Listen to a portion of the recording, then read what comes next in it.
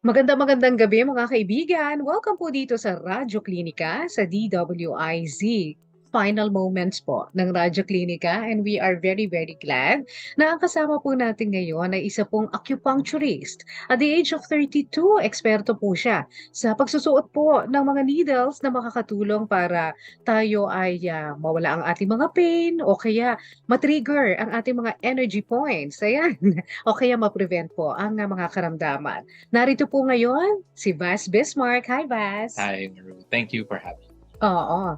Si VAS po ay hindi lang acupuncturist, kundi expert ka rin sa Tai Chi, Qigong ba ang Yes tawag po. doon? Oo. So, sa Qigong, I'm also an associate Qigong instructor. I'm Mm. also a Tai Chi therapist.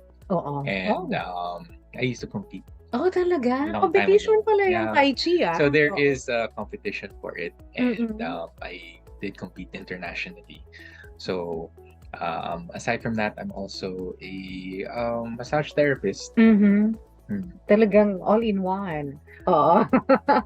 Ngayon, pero acupuncture po yung ating pag-uusapan kung paano ang nakakatulong ito para sa ating kalusugan. Of course, this is part of Eastern medicine. Mhm. Oo. Ngayon, ano ba ang naitutulong talaga ng acupuncture?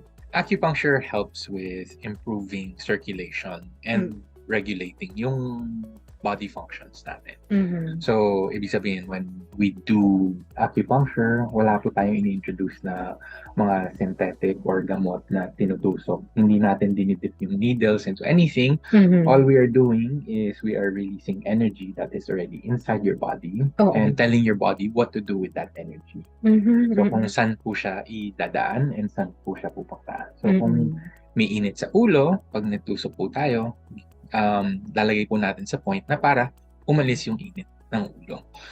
Tapos, Init ng ulo as in, as galit in, ka. Oo. not necessarily init ng, Oo. more of the Talagang heat? heat. Ah, Heat talaga? talaga. May heat talaga yung ulo May natin? heat. So, Na that's extraordinary? what Oo. a headache is. It's a surplus of energy going to the brain or going to the head.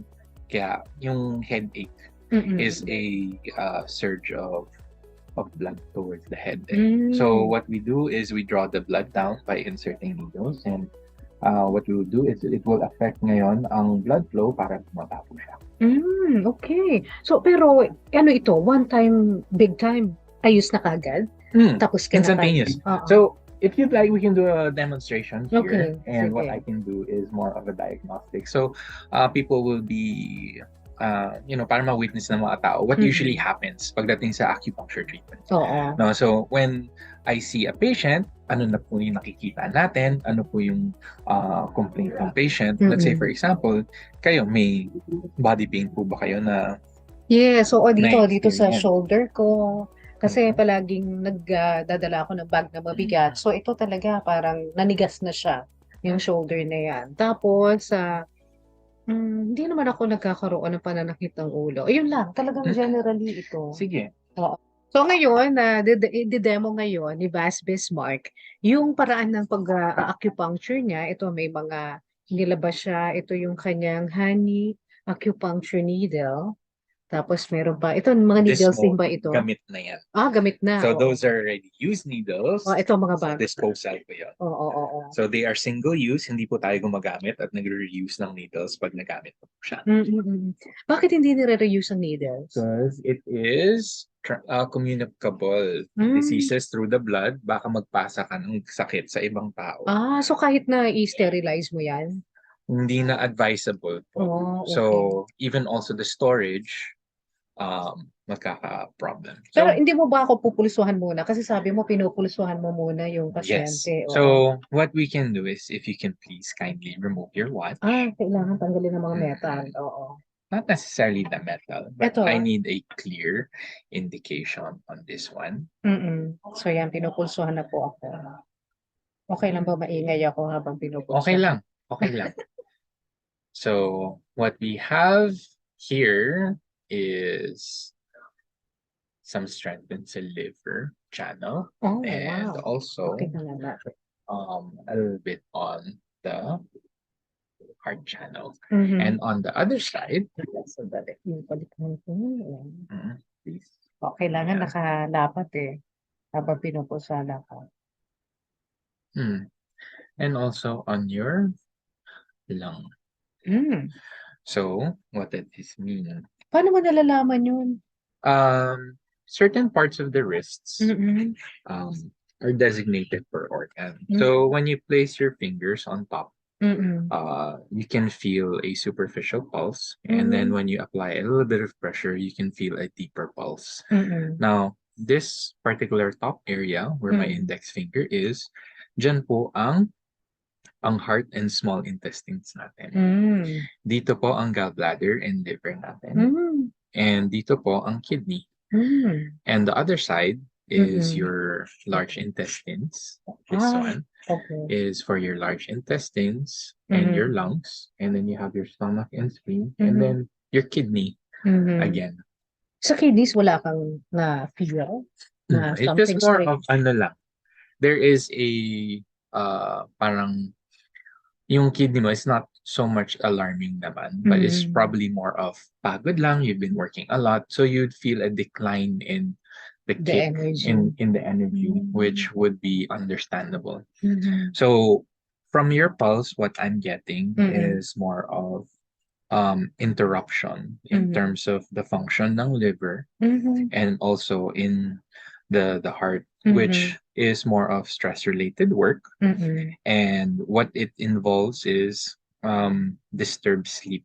Yeah. So disturbed yung sleep ni Madam. She's either not falling asleep on time. True. Or she falls asleep late. So these are more of insomnia symptoms. Yeah. So there are two things that we now start to ask. Is it the difficulty sa pagtutulog or is it difficulty ngayon staying asleep? Kasi pag nagigising po tayo in the middle of the night, it would tell me more na there is ngayon an issue with the heart. But if it's a problem with falling asleep, then it will tell me it is now an issue with the liver functions ng meridian. Okay. Parang minsan falling asleep, yun ang Ayun yung issue. kaya melatonin ako. Melatonin assisted. Yes. Okay. I've also had patient like this. Actually, a few months ago, we treated. She was melatonin dependent for sleep na ngayon. And her patterns were very similar. Hindi siya makatulog. And what happens ngayon over time is kahit pagkagising niya, bigat pa rin yung pakiramdam. The grogginess is parang very significant yung grogginess. And you really need a substantial amount of coffee to wake you up. Ayun yung sabi na. And you end up in this cycle of melatonin to relax and coffee to wake up. And it becomes strenuous. And then the dosages start to increase over time. So parang you need to take more in order to knock yourself out. And then you need to take more coffee in order to wake yourself up. It's not a very healthy, sustainable way of living. Of diba? Course, So ayun siya. So what treatment can we do for this one? So this one will actually require treatment. And what we do is we balance the functions. And ang explanation dito is that there are two modes of blood. The blood is either bound or it is floating. So when the blood is bound, parang nakapark siya. It actually is supposed to park itself with the liver. So the liver is supposed to rest the blood. It binds it. Yeah. It makes it sleep. Hindi siya tumatakbo. Okay. Now when it is floating at night, this is where you feel parang these are the common people na yung mga night owls natin. Hindi nagtatrabaho sa gabi, tapos tulog sa umaga. So, nag-reverse yung ano nila, yung body clock nila in that particular mode. So, the treatment that I would do for you in this particular instance is to help assist your liver so that it starts to bind the blood a little more strong. What happens is that from work, the stress and everything that you encounter, the decision making, it adds a little bit too much heat. Dun sa ano. So which is why you start getting headaches. You feel like this is gallbladder. So when there is an excessive amount of stress, it finds its way on the shoulders. Yes. So the storage ng ano natin, ng ng stress is the shoulder. So in terms of um storage and processing, that's how our body processes that particular emotion. If we're talking about a different type of emotion, it's stored elsewhere. So if you're talking about worry, it's stored in the knees. If we're talking about O yung fear, mga nag-worry pala kaya masakit ang tuhod nyo. Oo. Ang if you're fear. talking about fear, Oo. sa likod yan. Sa likod. Sa Sa likod. kidneys. Doon sa kidney area? Sa lower back. Lower back. Okay. So this is corresponding. Anger. Anger is more of sikip tightness in the chest. Okay. So meaning to say, yung hindi ka makahinga Hinga. fully. Okay. So that's what anger does. Okay. It makes your breath shallow. Kaya hindi ka makarelax. So what we're gonna do for you is, for today, is we help you with your shoulder. Just to demonstrate to everybody that even with one needle or two needles, that on how much you can achieve already in terms of significance in reduction. Tatanggalin ko ba itong mga bracelets? Dito lang tayo. Okay. So kahit may bracelet, okay lang. Let's remove it para mas Ay, metal. Kailangan ba? Okay lang po yan. We keep that on. Okay. So very important is that we disinfect the area before any insertion. Okay. So dinisinfect natin. We are now wiping. And now that it has been disinfected, I also make sure that my hands are nice and disinfected. And this is what the needles look like. No? So don't worry, we're not going to insert the whole thing. So there are different sizes to needles. Okay. And this particular needle is actually just a few hair strands thick. So hindi po siya yung dermal needles natin for blood extraction. So this is approximately 15 to 20 times thinner than your dermal needles.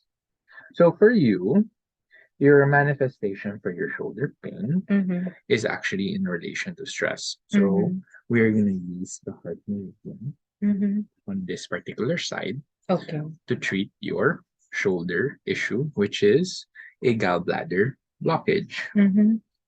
So what we have here, ayan o, medyo may lump ka dito. Lump? Yeah. Not really like a lump. It's more of like parang a knot.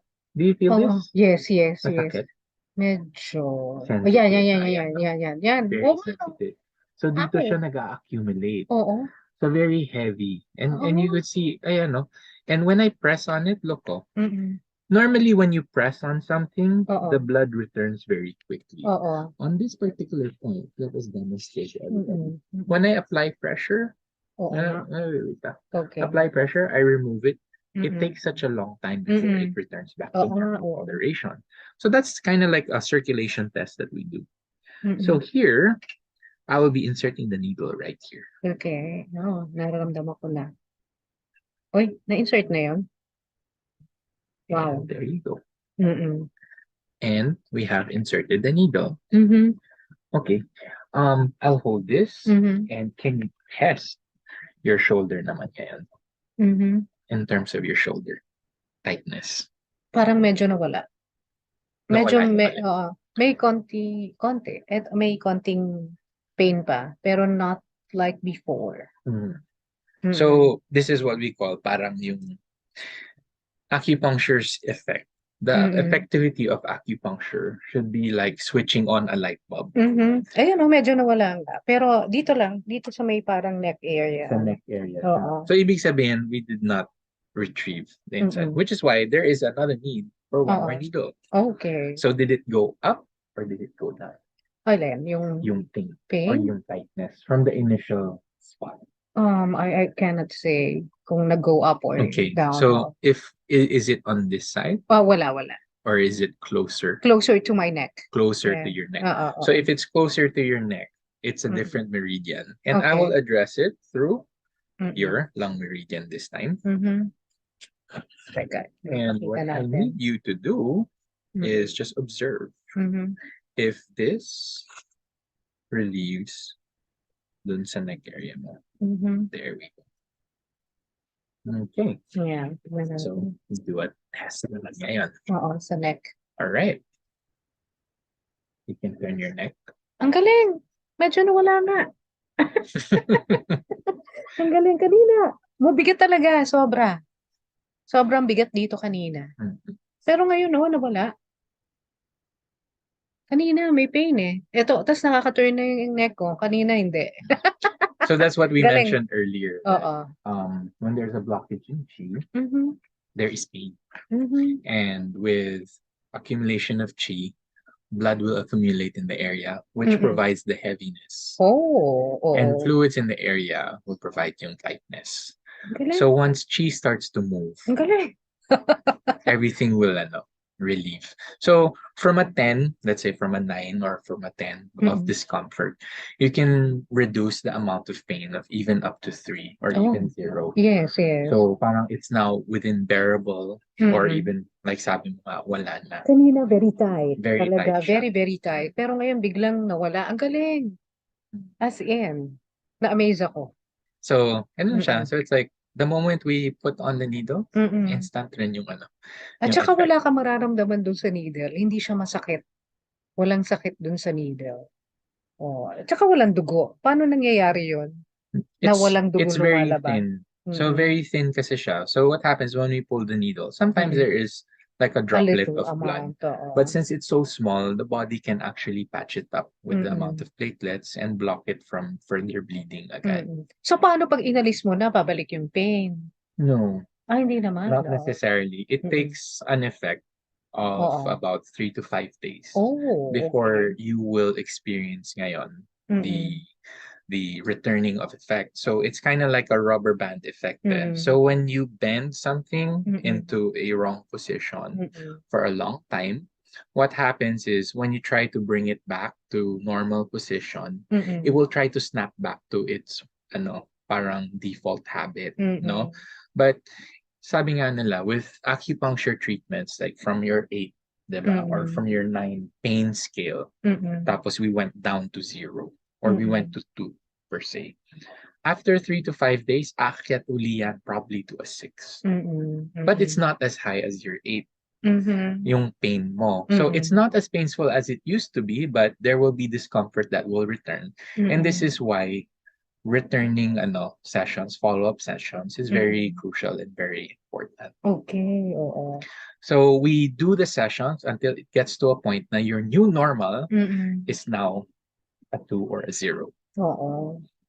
So, mako-correct din ba nito yung problema nga sa pagtulog? Yes, Oo. with my patient with insomnia, I was able to return her back to sleep without the Mm-mm. use of melatonin after 10 sessions. Wow! Oo. So that's 2 times a week.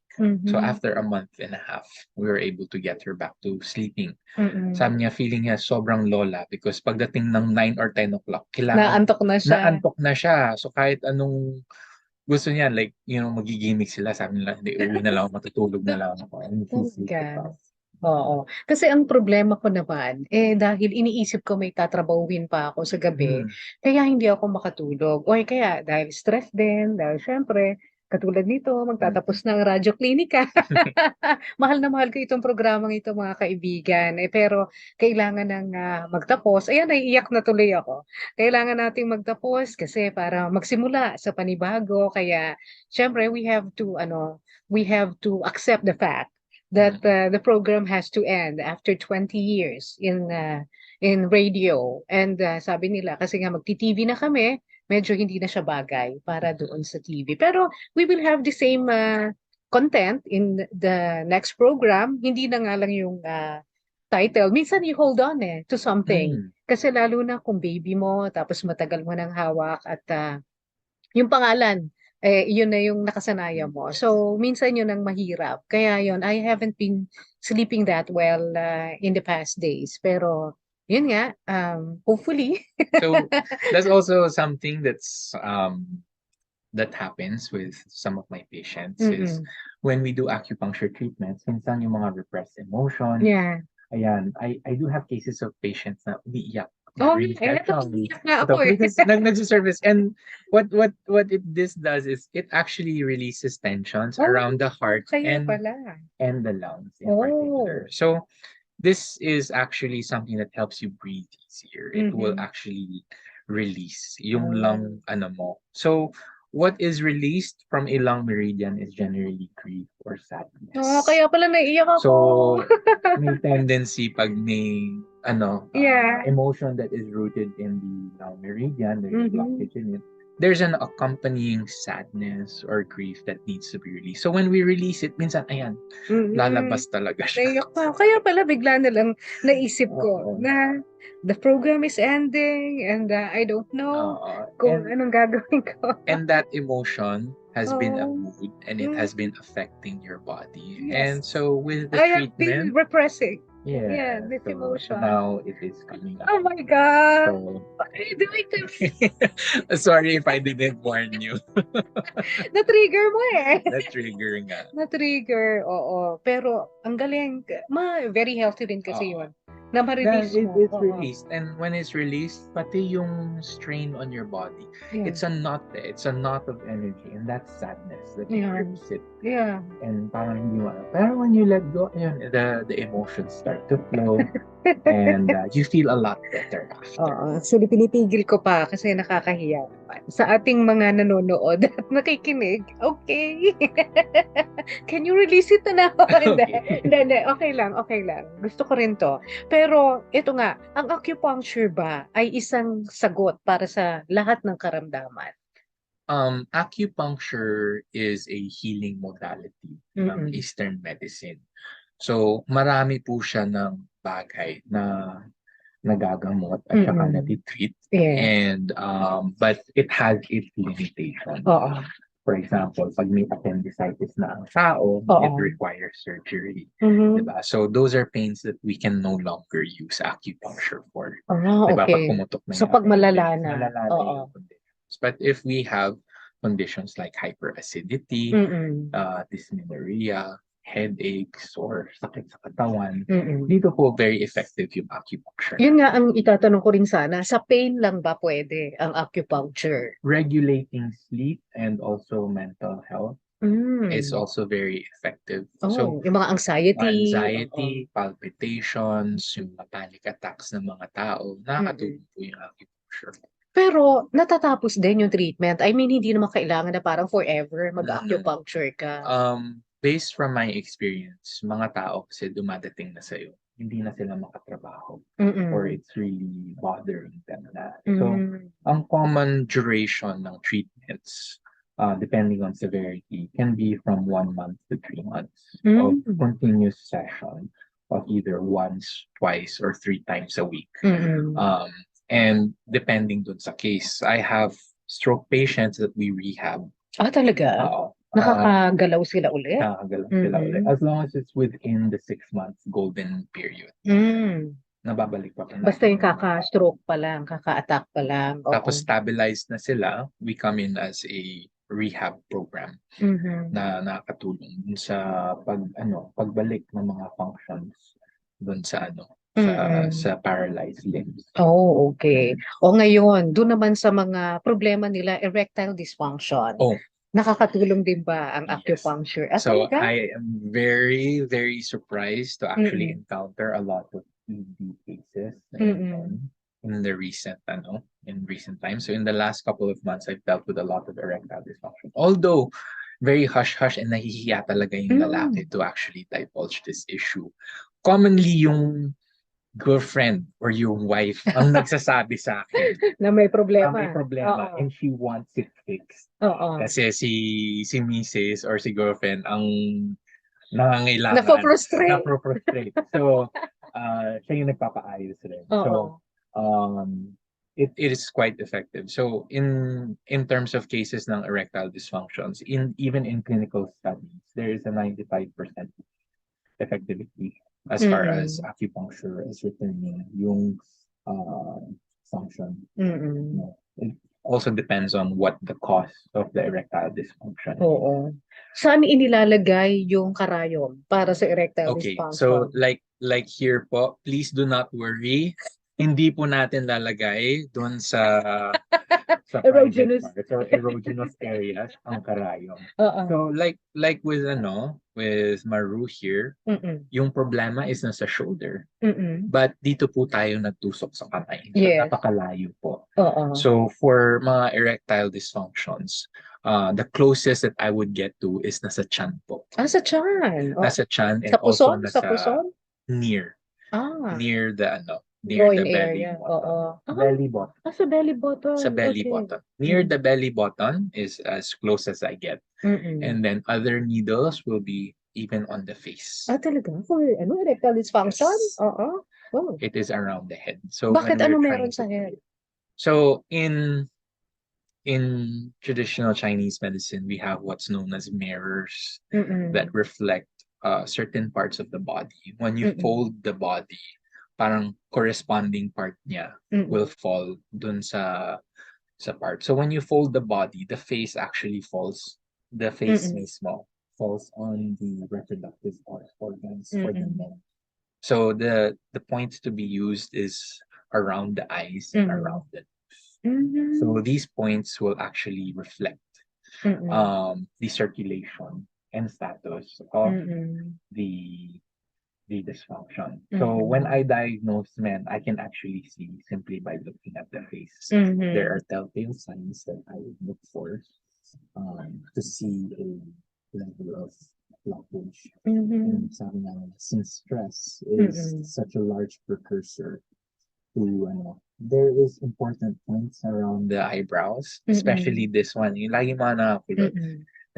When there is an accumulation of chi in these areas, it will affect yung blood flow into the penile tissues. Talaga? So dyan tinutusukan? So dito natin tinutusukan to help release para mawala yung stress. Oh, wow. Oo. So one of Tapos the ilang points, sessions yun? So it depends on the severity of it. I have some patients that say, oh, nakatayo na. But then sustaining ang is ang problema. problema. But they're happy dahil nakatayo na rin. So at least they're having improvement in their case. So again, as I mentioned, everybody is different. So some will use a few sessions, some will require more sessions, depending on the amount of energy and amount of blockage that they have. Pero yung blockage, sabi mo kanina, baka stress. Yun ang isa sa mga problema. Psychological. So, kasi yung iba talagang hindi nila mapigil na mag-isip, lalo na kung may mga doubts sila dun sa kanilang partner. So natatanggal mo ba yung mga gano'n, yung mga isipin gano'n, lalo na kung si partner kasi nagkasala, nagkaroon ng iba. So yun ang iniisip niya, na i-insecure siya, na baka yung isa mas malaki kaysa sa akin, o mas magaling tumindig kaysa sa akin. Labas na ako dun sa usapan na yun. Sila na mag-uusap na. So, But yung where I do help in terms of assisting is more on treating what I currently see dun sa patient. Ngayon, if they go back home and they continue to repeat, let's say for example, may iba ka pang issue na nalungkot ka, at least we have released this particular issue. If you treat one blockage, what happens is it will find the next blockage. And then you'll have a different set of patterns that you'll have to present when you come back home. Okay. Nag-iiba siya. Oo, so there will always eto be sa something. Radyo Klinika, yan, na-release na ni VAS. Pero kung malulungkot na naman ako sa susunod, dahil You know where to find me. oo, yan. Hanapin ko na si VAS Bismark doon sa Cityland Shaw Tower. Lower ground. Lower ground 4. Lower ground 14. 14. Lower ground 14, yun yung kanyang clinic. Diyan po sa may Cityland Shaw Tower. Malapit po yan sa EDSA. Malapit din sa Lourdes School ba yun? Yes, katapat lang din po. Ayun, oo. So, yun, dun yung siya hanapin kung gusto nyo rin ma-release yung inyong mga pain. Gusto nyo na yung erectile dysfunction ay ma-resolve. At saka yung libido. Pag kunyari problema ang libido, we can help increase it po. Talaga? So, there are treatments for it because libido is a reflection of energy. So, actually, a lot of the things that I simply do for people is help them relax. Kasi kahit sabihin nila, tulog naman sila ng 8 hours. Pero yung quality of sleep is very different. Kasi ang tulog na sinabi ng tao na nakatulog sila is like parang pinatulog sila ng sapak ni professional boxer. Sa sobrang pagod, bagsak sila. So that is not sleep. Oh, That is a okay. knockout. Okay, When you okay. get up from a knockout, do you Hilo feel ka pa rin. rested? Hilo ka pa rin. Oo. Naku, ngayon. So, when I deal with patients, I need to establish na yung normal of what you're used to minsan is already accustomed to like a abnormal type of pattern you're already used to. No? So, ang kailangan lang talaga mabalik is if the body is well rested, if the chi is circulating well, you feel great, you feel good. And when you are eating the right food and you are eating healthy, you are doing exercise, then overall you should feel great. So even kahit maikli lang yung tulog, power nap, you will wake up. And I have a lot of patients that fall asleep during treatment. Minsan kahit 20-30 minutes. And they feel very, very relaxed. Pagkagising nila, they're ready to go. Like, naka-power nap sila, they feel energized, and, they feel yung difference. When they go to sleep at night, it's an intentional resting. Na hindi ka dahil wala ka ng gas at hindi mo na matulak sarili mo to finish it. Minsan, even if you still have energy, you should be able to say, wait, I'll rest, I'll continue this tomorrow. And that resting period can be actually quite short, but then you feel very great and, ready to go again the following day. So again, life is like a marathon. You cannot finish by sprinting. Pag nagmamadali ka. So the same way with our bodies. We cannot force it. I mean, kaya natin magpuyat, but it is not sustainable. So find the pacing that is great for you, that you can work with. Na even if you can only finish X amount of work now, in the long run, you'll be able to finish more work because you're constantly well rested, well executed, and consistent yung work quality mo. Imbis na you push yourself to burnout point and then you stop. For how long?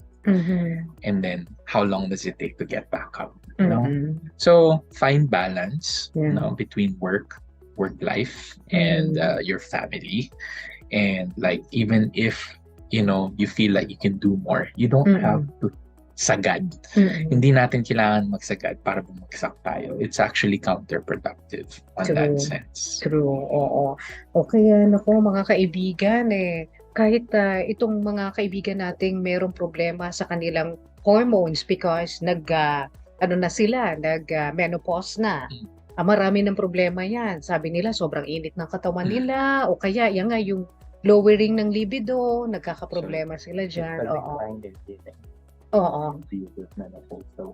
So the calming energy no longer rises, so you experience hot flushes, mainitin ng ulo. So it's actually a natural phase, and acupuncture can help in terms of circulating the energy a bit better. So every stage of life, be it like problems that you're encountering, you should look into acupuncture as a form of maintenance. It's like your first go-to natural and sustainable treatment for pain as well. So at least there is very minimal effects in terms of the toxicity from synthetic drugs. Diba? So especially with prolonged pain, acupuncture is the best, I would say, because if you are constantly taking synthetic painkillers for your pains, it is not sustainable. After 10-20 years, bibigay rin po yung kidneys nyo. So mas natural form of preventing pain din. Or relieving yourself from pain. Pain management, ito pong acupuncture. So, ulitin natin, VAS, saan matatagpuan si VAS Bismark? Yes, you can find me in Lower Ground 14, Cityland Tower, Shaw Boulevard, corner St. Francis, here in Mandaluyong City. You can follow me for tips and health tips on my social media in Facebook, Instagram, and TikTok. Just search VAS Bismark. Ayan, no? Yan yung aking leader. Hindi masakit. At saka yan, no, na-relieve yung aking pain. At Nawala umiyak na. talaga. At umiyak na ako. Pinaiyak mo ako, Bas. Thank you so much. Oo. Thank you for At oo, maraming salamat kay VAS Bismark, isa pong napakagaling na acupuncturist at kanyang kaibigan na si Hans Kuwa, si Master Hans Kuwa na nagpakilala sa amin dalawa. Thank you so much. Thank Maraming you. salamat. Okay.